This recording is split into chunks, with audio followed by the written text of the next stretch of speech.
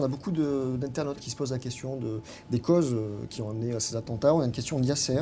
Je vous la soumets. Yasser nous dit, y a-t-il selon vous un problème au sein de l'islam en France? Même si on sort des amalgames, dit-il, l'islam ne porte-t-il pas en son sein une dérive que les musulmans doivent identifier?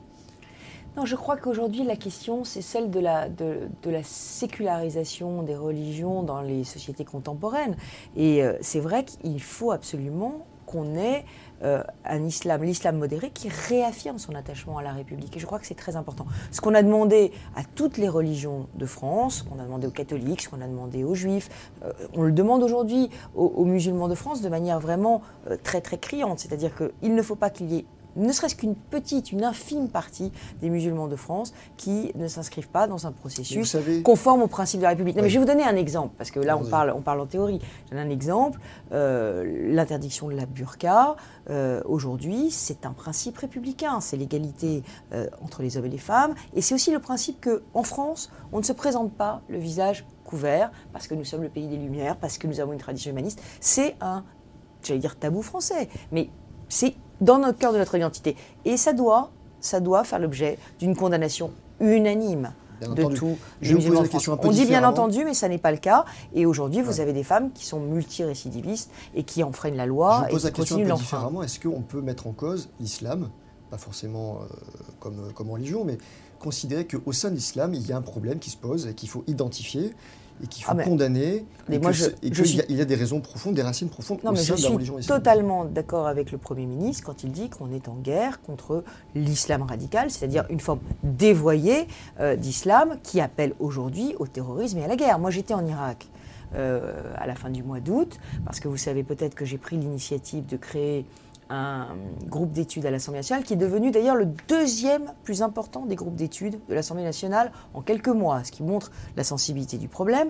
J'ai pris l'initiative de monter au créneau pour défendre les chrétiens d'Orient et toutes les minorités persécutées par Daesh. Et je suis allée en Irak, et ce que j'y ai vu, c'est à la fois de la barbarie, mais soyons clairs, non pas une religion, mais des personnes extraordinairement déterminées à prendre le pouvoir politique, c'est-à-dire en réalité à mettre à avoir la main mise, à prendre le contrôle à la fois des cerveaux et des personnes et des territoires. Donc on est face à une dynamique qui est une dynamique totalitaire au sens fort du terme. Et oui, mais c'est politique, c'est pas seulement religieux. Donc je crois qu'il ne faut pas traiter la situation uniquement comme une question religieuse, il faut la traiter aussi pour ce qu'elle est, c'est-à-dire une volonté de détruire la civilisation européenne et de prendre le pouvoir.